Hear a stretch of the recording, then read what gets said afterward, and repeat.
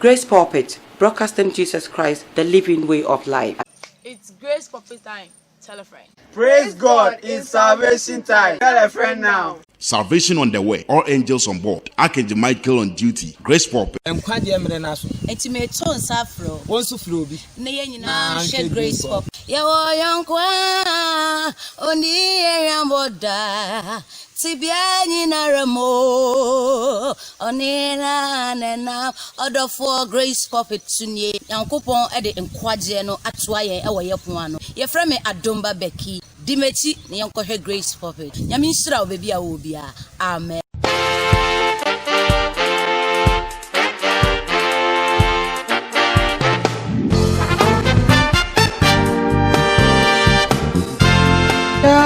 Saye Radi Yesu dia ono na okura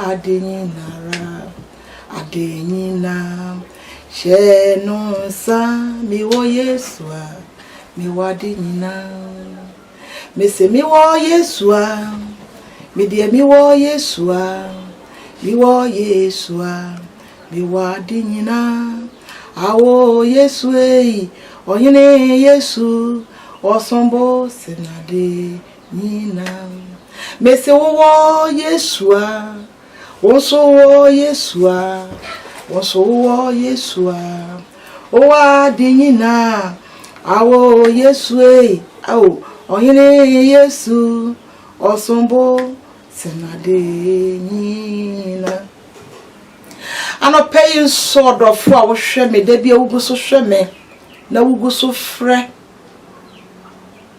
ano pay me ma wache me do nyame mobro hu echi adofo nyina ene abusuafo nyina Yesu nti Yesu ya yewo nti yenkwa edaso kuraye eye na dom eye ahoden eye nyansa eye nimu die bia eye nimu broso eye yesika dodo bi ne ahofe ne mo adom no mroso no wode adom me ne ama enenso ye nyina yete ase na yehu ye ho te ye ho kan ye wo kan se ono kwafu nyame ye da wase abiri nyame ka to so pie firu de mu pede rade ase esa sesa wo da so de wadi afe odofo hwese ne wu abuso hwese ne yare eti kɔ na se rade adum to yare mpo wuye na wo sɔre wo kete kinken se de wo titi bia wana na ka kyerɛ obo ade ne se papei me da wase enti me na wahwefo ye de rade ase ene so ye de urade aye ene nyame aye nyama foforo ya bra bomu ma selection na ka ye de a ya sem ne se ye da na se me ne wo ye de urade ase wa wo hwe me tie me de bia na wo credit so frɛ me wo mo twa na mo so ye dam ase se mo nti aye ye ne kwa age se mo na betie nti ye de urade ase so na mo na dom so adom me nem na ye tie ase ma ye mo mpa ya no pay ho konkoro ye da wase wo wadi nkunim ewo ya bra bomu wa hwe ye so ye ne abusua Ghana ye beto abai empaibo ahodo radio so TV so ewade wa kasa maye ko bi ye ba ye ewade hwede wa ye da wa se ahonya mu boafo enne so wo be fa me so akasa kire wo ma e beto magidem ye hia hoden eni wutumi fa mo saka metacha me nim kasa nyame na wo kasa kire wo ma enyame na meka ni modia wo wode ma wo ma a wo metie beboa wo ebe pagya mo abrabo ebe ma wo hawo ni abebrese firi wo so no anopei mama me ho kwan se fami mu na ka kire wo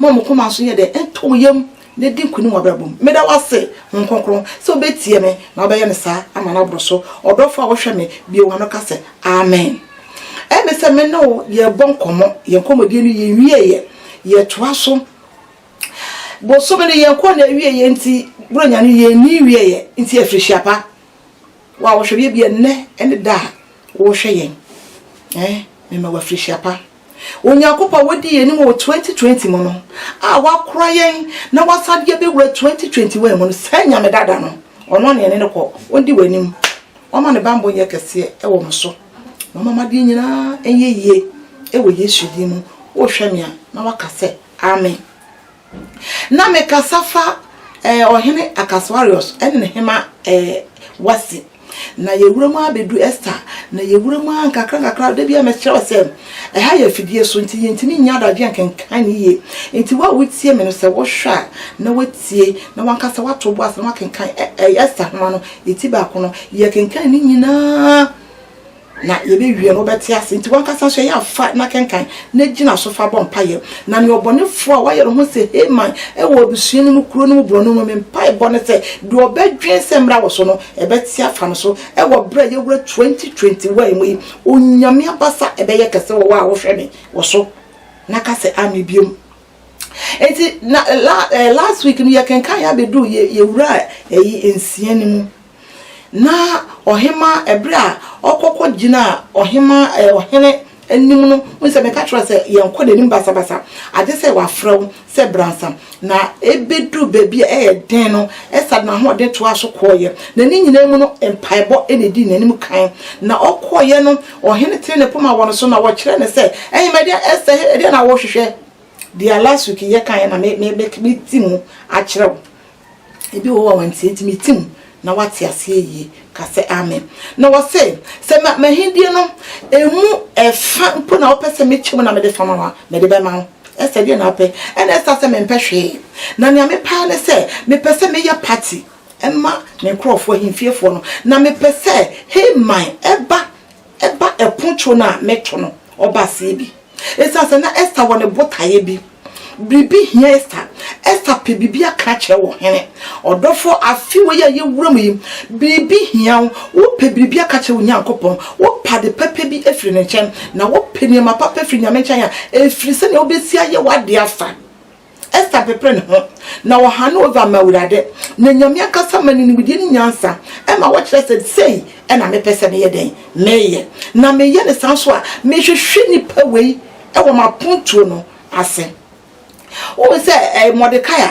ene Haman omo no manya wo na no me kire wo se enkoka mbeka wo ba enkoka wo nua Haman Mordecai nkwa no koye ade no ofom Haman na Haman esan adwen boninti wo de sane jufo nyina so pese otoro mo ase ekosiri dua po se ye fa Mordecai anye den ensen so odofo afi we ye wuram yi obi de wa ye botaye obi adwo ho bone obi asusu ho bone ede na wo de ho no ede na wo yafa ho wo transe ma de opese ye woro eye wana se Mordecai kana no tumu se Esther kana no tumu a aka dua Mordecai maka so be ye no aka wetimi ye na so maka mo no tumu na Esther ka se mama ye bom mompaye na Haman mo so mo kwana mo gada na mo mompaye na empaibo no true empaibo na afiu be bono true devotion a wo be ye no true wo krada a wo do ye fu be to ha bompaye ma ho no enu so le wrade be hwe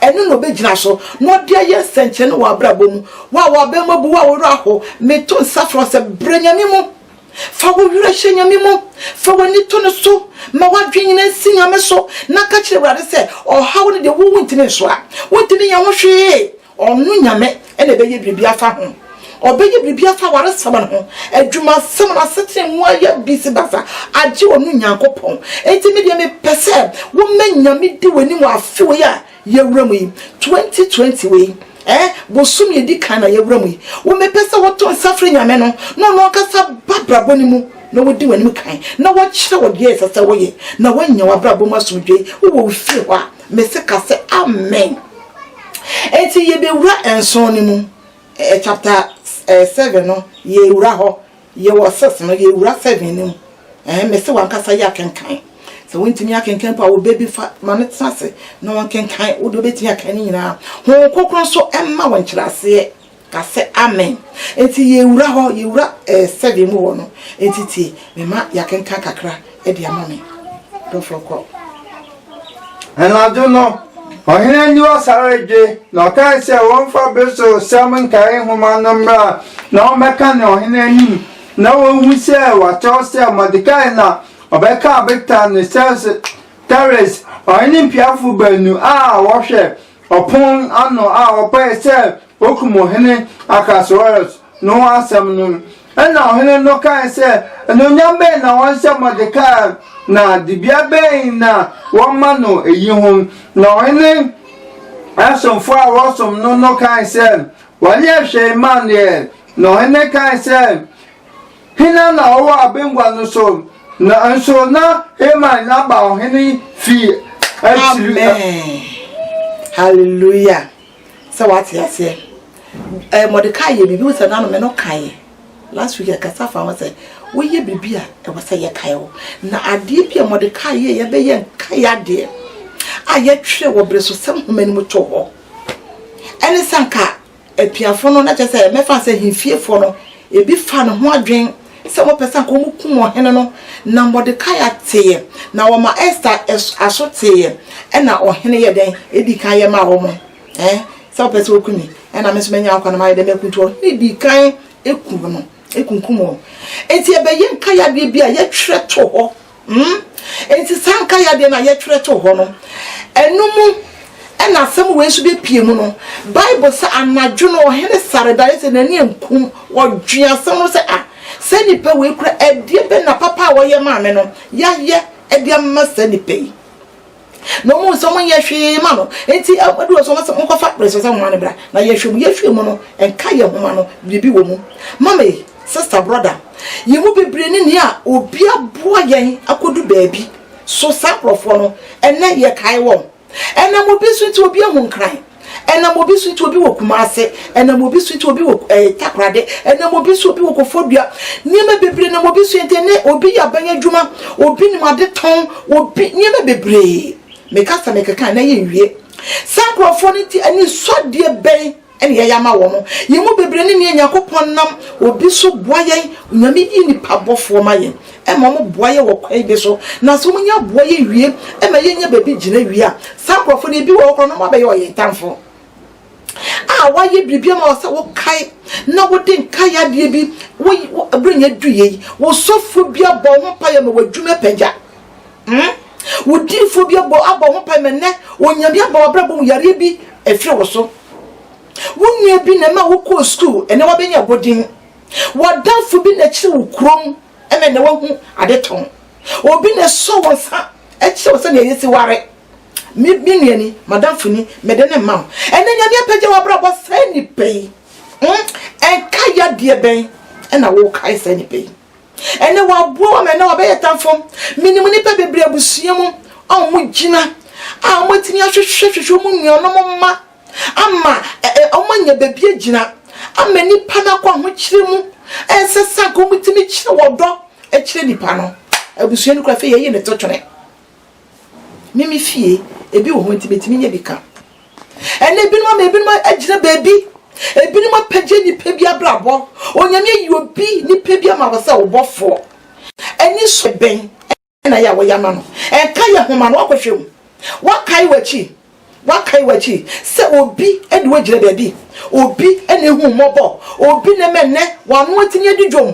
obi ne menne wanya benya dwuma bia ye o ene hwe okas ene hwe ofie nipa no de na wo yama no mo kai bibi odofo mo ma ye kai bibi mo ma ye kai ya maame no mo de ye be wiase ye num ni nufuo ye papa no na mo so ye be fie ye be wiase ye se papa hwe ye maame ahwe ye wa wo be hwe ho onyame be hwe ho ma wadwen yo se me papa moa me maame amoa me te me so me moa no ye wa fam de efisa sa wonye mo no ko yi wo guya anka na wo ye police no ye sojani wo ye nurse ni wo ton ade wo ye businessman wo ye MP wo ye DC e yo bi ne do ba wiase obi ne so wo post maame na ya obi nyame fa wo bi so wadafo bi so ni nua bi so wo siwa bi so wo papa nua bi so amenne wa ma wo hu di twere se wa fo wa ko school anka wo betimi aka se ne wo ka se do se ti boka brofo obi ne ma wo ne wo ko school obi ne menne wona masase so eya mama ye kai san grofo yi me se ye de mre kakra be ko ne kakra ya na mre nti ye ntimi ko wa wutiem na hwe me sisinye mebi tutunye mebi fanye bebi sisina kwan so amanyame nu nyama timi apia ma ama ayare setimi apia ma ama sanchene bi atimi obi nu wasemtie na wo yare obi su benti eyi me pese me se na me dina ko gire baby ena na wodidi a won kai me ena ya ma me no nya ye beifo ena wonya yiri kakra bi so ye beifo ena a baby kwa ware na ware ni ye kakra bi masi ye beifo minkuma fu ye beifo odrofo o ye beifo so ye no ma nenam me pai boni se wo ye wa fam dia ne be ye ne ntimi ye wo so adwa wo de fa ne nyame nyame akasa de be kasa odofo e enaso me de wesi ya wo nua baba da bo ache me waku apama dukrom me na me no di nkomo yi wo pa freme me noma eye 0278 318186 eya frame ni komo wa bamabu me se ma wa bamabu wa wura ho e ma wura ho wa wani da so nyame ni wani da so se ni da so na sa wo nyame ono ni wani da so yehowa kai o no watre wo hyemu no ma wo fia dum kwa dum asem abutie yi asem ni mo hoden e ma wa yaresa asem ni mo hoden enti wachi e manyama papa ebre wa brabom wo no ma munya sojo wa bia mo se nya mo hawre si ati biaro nyame abasanya kase wo so wa wonnim Mr. Frank eye papa police o wa masaman o te masaman onu na nyame nam so na wodi me be pie afidie so na eneme no kasa se wonnim na friend normal na da na samame wo bompa ya fa ne ko nyame anim nyame abasanya kase wo so odofo so wo so wo ma bi nyame ni pebi ana wo betimi sponsor ketwa bi ehya na memetimi atena afidie so ache o nyame mo bro hu to wa wo hwe ne so o nyame tie wo ne wo bie wa no kasa asebi be tie fi wa no aba no o nyakopon ye na so na wontie na wonyi wo fi wo ha wo nyame hira wo mi wa kwa padu krom old police station down wo ba hwe mama vada kwa padu krom wo be hu mi brane yini komai yare be na tete wo asebe na da wo so wo to ade aye nto niema nyina yi bisi basa kan wa koma to yem wo hu nu aba vaida niema be tuto na kwa so e ma wure ho ni mo tua na mo ewrade be boa o hira wa wutie me o hira o ye ofoforo ade nyina mu afi we die wo nyame ono nko e wo yesu di mu se wo hu bi wona na wo chebe se fia bye bye what do you want? And when I'm sick, when I'm I want not see. Emana wasia, na maye, otiafu. Semeni retia, na maye, konia yefu. Semeni retia.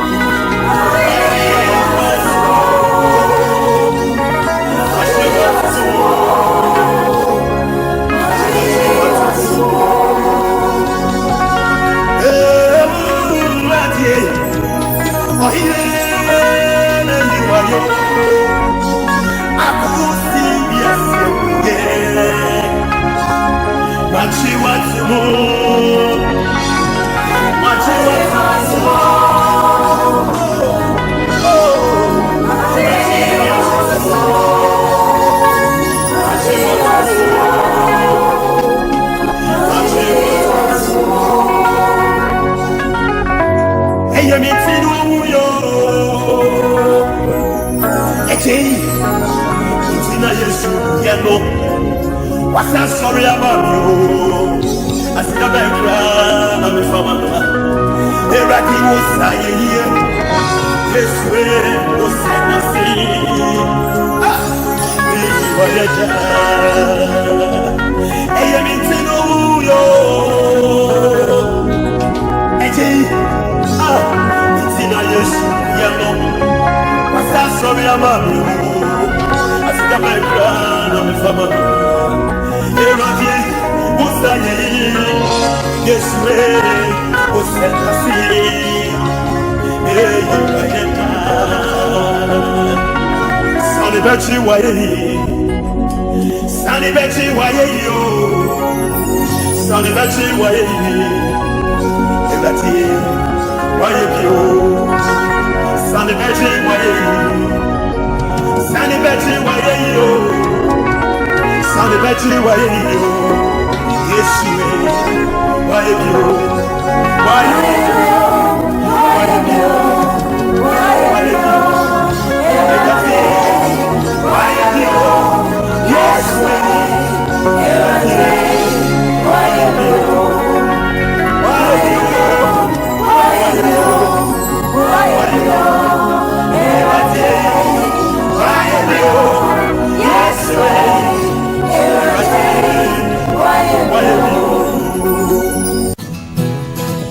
God is good all the time. He put a song of praise in this heart of mine. God is good all the time.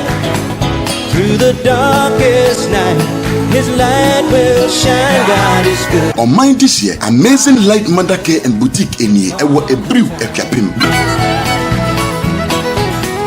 If you walk through the valley and there's shadows all around, do not fear, He will guide you, He will keep you. Yeah, Uma, and answer one Casawa wants to see a dear dear, a dinner bacope, a Amazing Light Mother Care and Boutique. Leave you, nor forsake you, and His word is true. God is good all the time. The Ubesra, the Umabesra, the Umbeshe, the Wankasa Beshe, any jewelries, a hoodro, the Umabedem, and the Umbedia Green, Ewo Amazing Light Mother Care and Boutique. God is good all the time. We were sinners, so unworthy, still for us He chose to die. Filled us with His Holy Spirit. Now we can Tarepa, I was a sia depa, any woman a good year, any Umbedem party, Yasia, and Usabekano, Ubediga or Yasia, Ubedia dances say a Niamabo at the phone boko, and found baby a war, boya whom place the order, need be bro baby a wubia. Your number is 0243 112717. Anytime be a through a fiapim, a ducrum, any man be pono, ma a dinu enka utrim, a Amazing Light Mother Care and Boutique. Ye were a brew station honma, Amazing Light Mother Care and Boutique. I was to say, I am here. God is good all the time.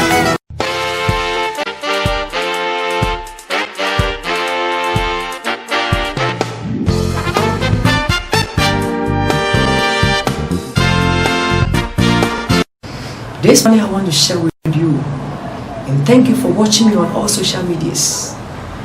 And I know that everything you are listening to or watching will bring something better or best into your life.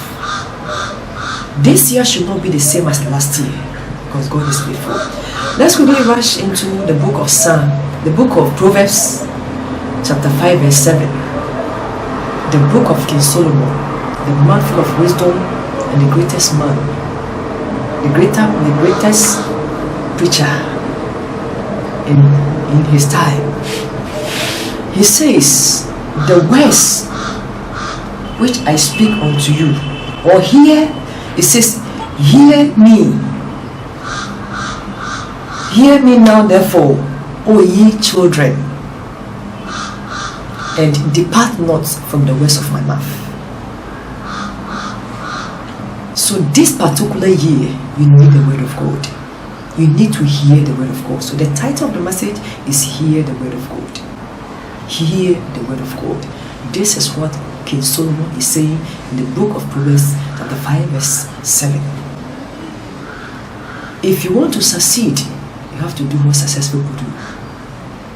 The word of God is new every day. And through the word, God established everything that we could see today. So without the word, nothing was created.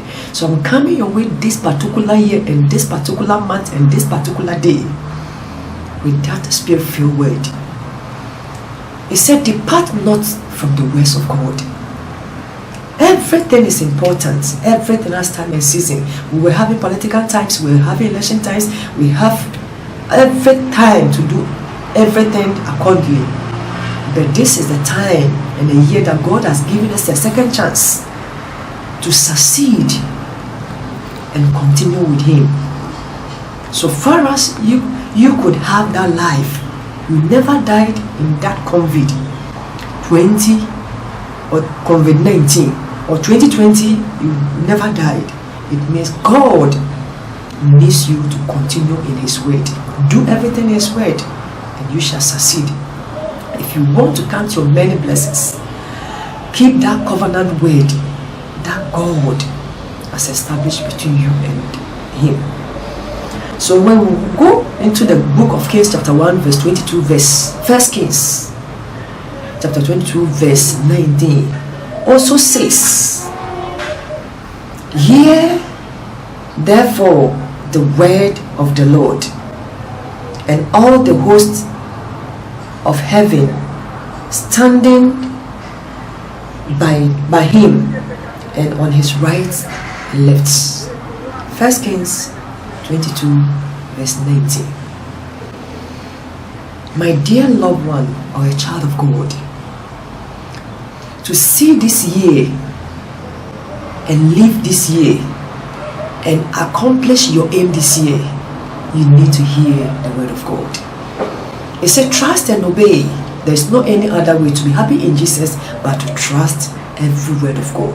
That is a key that will open every successful door. That is a key that will get you moving and taking you out of every afflictions this year. Remember not the former things, but move on with the word of God and hear the voice of God. The Bible says God does nothing without revealing Himself or His word through His prophets. Amos 3:7. I'm speaking to you as a servant of God, that faith cometh by hearing and hearing the word of God. As you hear me this day, your life will never remain the same. Be ye transformed through the words I speak unto you. Be ye successful through the words I speak unto you. Be ye the greater person you have dreamt of through the word of God. Read your Bible, pray every day, meditate upon the word, speak the word to somebody, move in faith, and you shall see all that you want God to do in your life, because He is a destiny changer. He has promised that He will do. He's a faithful God. He changeth not. He is the same today, yesterday, forever. The word exists. He created the word, the world with the word. Everything shall pass away, but the word of God will remain the same. Heaven and earth will fade, but the word still remain the same. Stay blessed. Be covered with the blood. Be protected by the fire. Be favored. What your expectations are, the good Lord bring your expectations to pass. Love to be in the house of God. I'm inviting you to worship with us this Sunday and every Saturday, opposite Information Center Nankese, and you could testify that every word of God is living and powerful. God loves you. That is why you have the chance to live. Live according to His expectations, and your promises will come to pass, and you will vow a vow, and you shall render unto God all that He has done unto you. You are favored and never lack any goodness.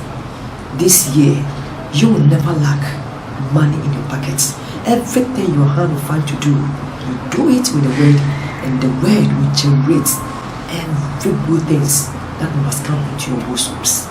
God is God with another chance, and this chance, don't waste it. You have wasted so many chances, made so many mistakes, but this year, aim it high, that you go higher, that you'll never sink again. God has said it, and He has promised to be with you. Seek the face of God while you will find Him, and God will continue to be with you to the end of the year. He has begun the year, and let's move with Him in His word, and He will bring it to a perfect end.